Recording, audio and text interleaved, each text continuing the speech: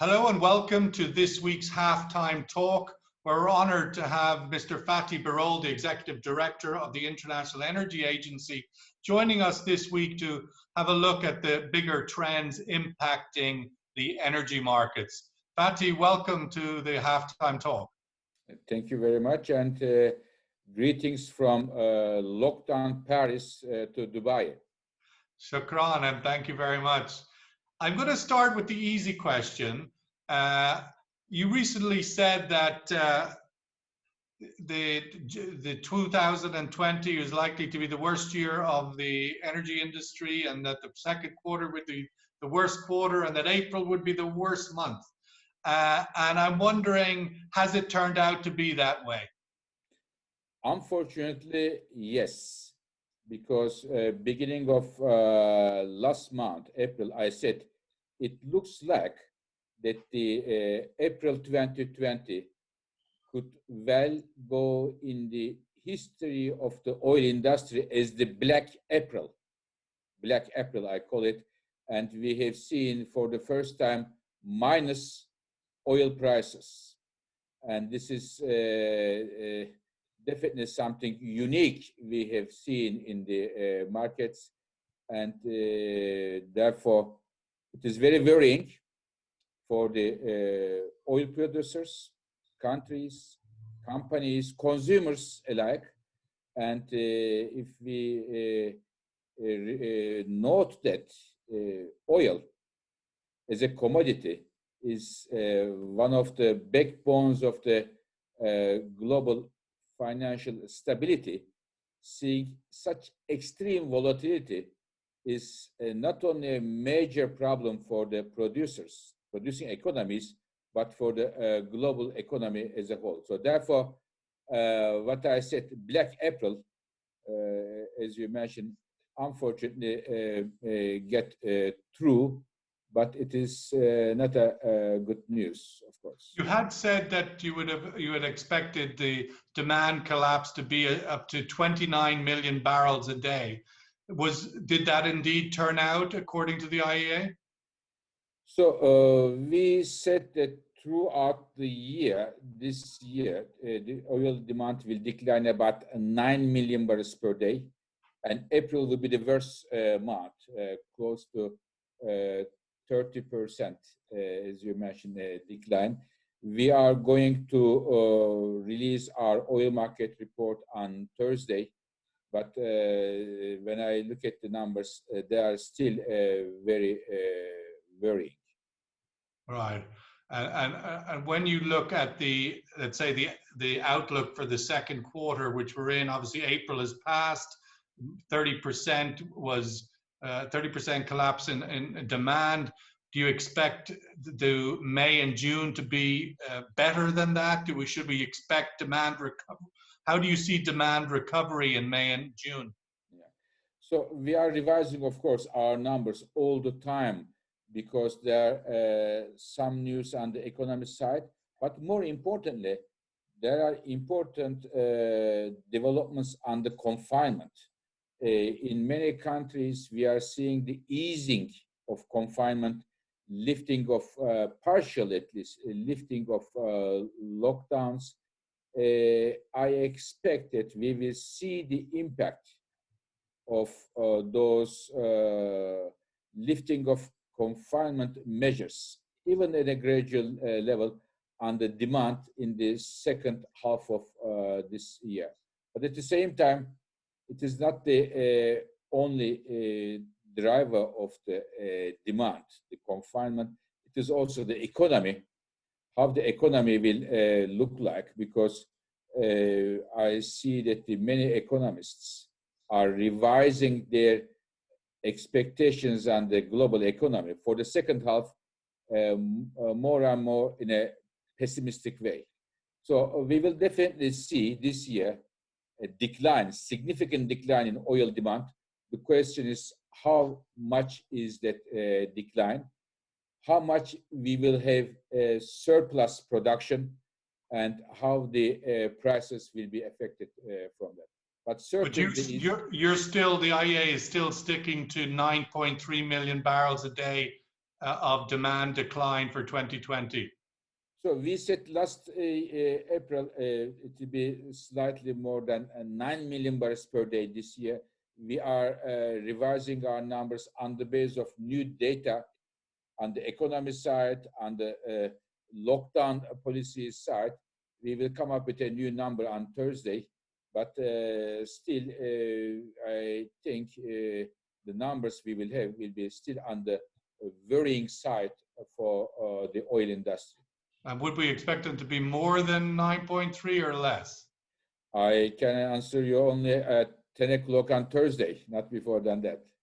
But you would still describe the numbers as worrying? Definitely. Yeah. And I said this year will be a rather worrying year for the oil industry. When I say oil industry, many people think it is only a few countries in the Middle East. No. Of course, the countries in Middle East will be affected from that, but also the countries in Africa. For example, one of the countries which should be very badly affected will be Nigeria. Major effect on Nigeria. Angola, Algeria. But not only those, the companies, the oil companies in the United States, in Europe, they will be all negative. But isn't that, effect. I mean, the IEA has always been very strong advocate of lower oil prices. Surely all of this is good for your constituents. I don't agree two times. One, we don't want to see low oil prices. We want to see the fair price on the oil. And the second, oil prices may be low now, but people cannot make use of it. I mean, the cheap gasoline price, nobody can drive. So they don't benefit, the consumers benefit from that at all. What is happening is that well, in China, we're seeing a lot of traffic jams back on the streets. And yesterday, the British Prime Minister was encouraging people to get back in their cars and not get on public transport. So we will see some activity definitely in the road transport, surely. But I still expect for example, bus or planes, there will be a big lack of demand there. Again, extreme volatility in the prices. You may be this organization, that country, this country. It is not good for anybody. And also, I want to remind you that the IEA members include the largest oil producers of the world, such as United States, such as Canada, Norway, Brazil, Mexico, exactly. They're all members. So therefore, extreme volatility is bad. Too high prices are bad. Too low prices are bad, I believe, for everybody. What is your, I know you were very actively involved in trying to coordinate the oil producers and the G20 strategy around trying to stabilize the international oil markets. What is your expectation for the OPEC Plus agreement, which currently in May is 9.7 million barrels a day of reduction? And the Saudis have announced in June they'll actually go 1 more million. And I'm wondering, what is your expectation for May in terms of compliance with that 9.7? Do you expect 100%, 90%? What's your outlook? So first of all, why I have initiated a G20, extraordinary G20 meeting, because I believe there was a need to bring the all major economies, powers around one table. Because when you look at the G20, you have 80% of the global oil consumption, all consumers are there. You have about 75% of the global oil production. Everybody is around. And taking a joint common statement saying that extreme volatility is bad for everybody, we need to provide stability to the oil markets was very important. And I am very happy that Prince Abdulaziz agreed with my suggestion, and Saudi Arabia once again proved to be a responsible player, and as the chair of the G20 this year organized this meeting. I want to remind you one thing. What did it exactly achieve? Because I have to say I struggle to see what it achieved. Yeah. First of all, we had the OPEC Plus agreement, and there was a target to bring the production down, cutting down, but also some of the G20 countries said, whose oil industry is run by the private companies rather than the government entities, they said, wait and see. You will see that the production from G20 countries will also decline, and you will very soon see in our oil market report that they do also make an important contribution to the process of stabilizing the oil markets through the changes in their production trends. So there are three variables here: demand, production cut from the OPEC Plus countries, and the decline in production in the market-driven industry countries such as US, Canada, and others. So therefore, what do you think? What do you think that total number is? The G20 countries together was very good that people understand from each other their preoccupations and giving a solidarity picture to the rest of the world. What do you think that number is when you add all of that together? What would you think it would be, let's say, by the end of June? The 15 million, 20 million? What do you think the reduction will be amount to? I think there will be significant amount of reduction coming both from the OPEC Plus countries and from the countries such as US, Canada, Brazil, Norway, and the others. But the problem is demand decline is huge. So one needs to see demand to move up. Plus, what do you think the gap will be by the end of June? There will be significant demand. We are going to announce it on Thursday. But there is also one important element here that I always said I welcome the production cut from OPEC Plus countries led by Saudi Arabia, but it is also very important as to have those targets, to have a compliance with those targets of all the countries involved. So far, the compliance is a little bit unclear, and that's not helping, I would say, in the sense that we haven't seen any strong messaging from OPEC or from Russia or Saudi as to the commitment levels that they've actually made those cuts. Again, I ask you, percentage-wise, what would your realistic expectation be for May and June? For the compliance. So I think I cannot make a forecast there, but what I can tell you that what would your advice be? Some of the OPEC Plus countries are in a more difficult situation than the others. And they are suffering under three important pressures. One, the huge crash on their revenues. Second, pandemic, very strong coronavirus, and some of them don't have strong health systems. And third, as a result of these two, some of them may well face social and political pressures at home. So these three pressures may make the life of some of the oil producers life very difficult, such as Iraq, for example, or Nigeria. Iraq, or Oman as well. Exactly. We have a new government in Iraq, an excellent prime minister. Hopefully, he will be able to bring Iraq to better days from these very difficult and challenging days. What about the third quarter? The OPEC Plus agreement was to minus 23% just for May and June, and then to increase production in July to allow for only an 18% cut.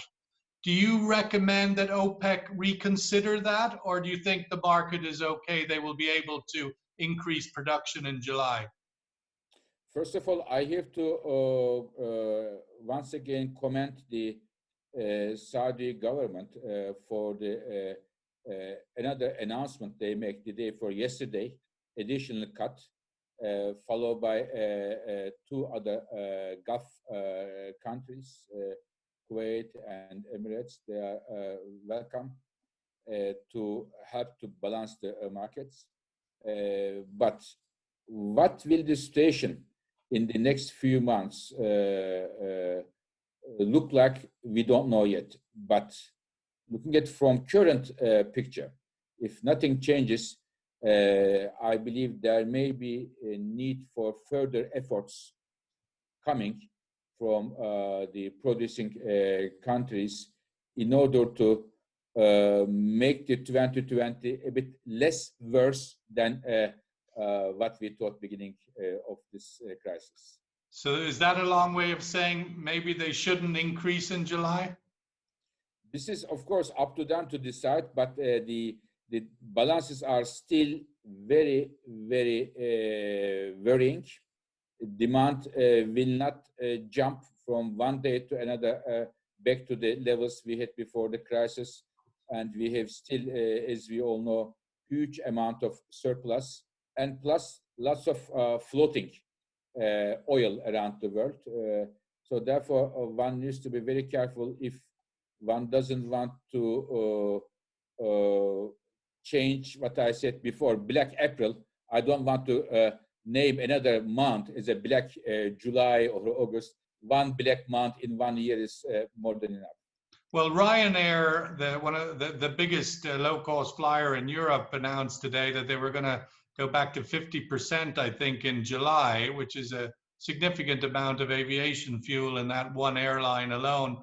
So there is a number of positive green shoots. China is back in business and traffic jams, and US economy is opening up. Are you not being a little bit too pessimistic? There are definitely some good signs, but if you put in the global context, we had before the current crisis, we had about 100 million barrels per day of oil consumption. And at that time, before the crisis, we were talking about perhaps the oil glut before the demand started to collapse. So we have a demand collapse now, and knowing that the 2/3 of the global oil consumption goes to transportation sector, cars, buses, jets. I don't see a reason to be cheerful to see some pictures from the streets of Beijing or one or two airline numbers. Definitely, these are some good signs, but still, I consider 2020 is a bad year for the oil industry. Hopefully, 2021 can be a better year. Why do you think oil prices more or less doubled last week? I mean, there was a real rally back up on Brent and WTI. Doubled because of a few reasons. Because the OPEC Plus agreement started to enforce as of May. In my view, we lost a very important month, April. To be honest with you. And with all due respect to everybody, the oil industry was very slow to react on supply side. Yes, unfortunately. And also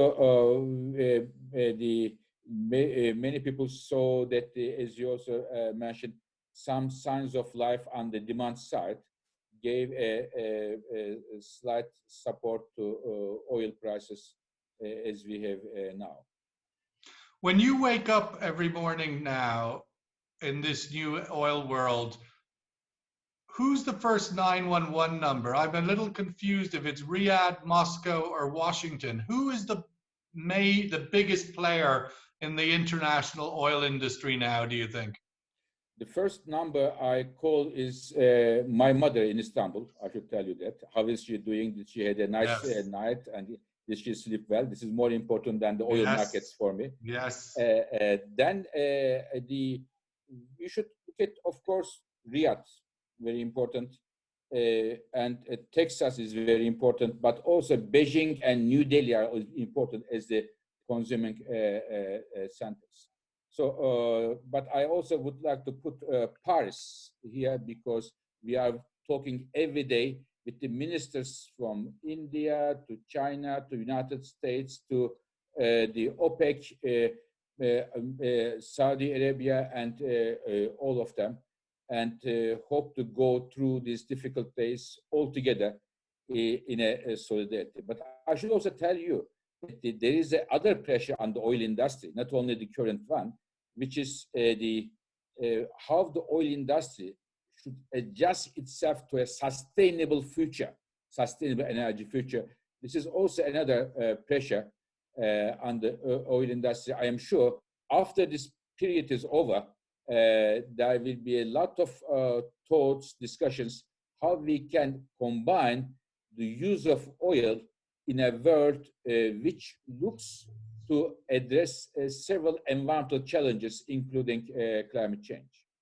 What other legacy do you expect out of this crisis? One thing Sir Mark Moody-Stewart said to us last week, that he expects the oil industry, the oil market, to start to behave like any other commodity, where the lowest cost producer has the biggest market share. Would you agree that that is likely outcome, or what's your own view on that? So there will be a lot of lessons to draw from here on the demand side, on the supply side, but I think it is far too early to make a concrete conclusion. But I can tell you what will not be a lesson to take. For example, some people thought, even sometime in January, that the shale oil is going to be dying forever. I don't agree with that. I think with the prices coming back to $40 and above, we will see shale to come back. And to say that shale will be dying, or we will wipe out shale, as one country said, it is playing a Russian roulette, in my view. Why Russian roulette? Because it will change and the shale will come back, not immediately. Shale will get a big hit now for sure, but the technology everybody's getting a big hit right exactly. now. Saudi Arabia is cutting 5 million barrels, exactly. or close to. Exactly. Technology is still there in the shale business. The know-how is there. Rocks are still there. The geology is there. So I believe shale will come back, maybe slowly, but I think one of the lessons to learn from this period is it was too quick to write the obituary of shale oil. Who will be the biggest oil producer in the world in 2021? We came into 2020 with the US, Russia, Saudi Arabia. How do you see the ranking in 2021? I think this will be still the top three countries. We will see whose oil industry is more resilient. But of course, oil business is not 100 meters. It is not finishing in 2021. It's a longer distance marathon. So therefore, it is important who finishes first at the end. From the point of view of going forward, do you expect China and Asia to remain the biggest demand center? I think China, India, and Middle East, these are the three major demand centers, very strong growth. But once again, we may well see that the oil demand growth to come to those levels, 100 million barrels per day, may well take some time. And how much time? 1 year, 3 years, 5 years? I don't think that it will happen within 1 year of time. It may take significantly longer. Depend on a few things. Economy. At least what, 3 years? It depends on the economic growth and also the. We don't know, for example, in Europe, people start to talk about the second wave of coronavirus, whether we will see a second wave or not. So there are many Well, uncertainty is there. most of the respectable scientists are saying most definitely there will be a second wave. That's Yes, exactly. it's just the size of it is the debate.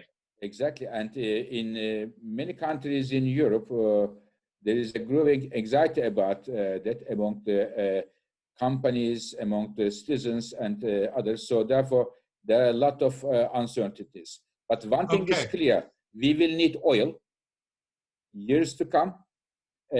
But the amount of oil we will need may well be not at the same level that we had before the coronavirus. So we should be careful when we make our calculations for the future. And second, again, let's not forget, we have another challenge, which is the sustainable development, sustainable use of energy, and this is also a part of the equation.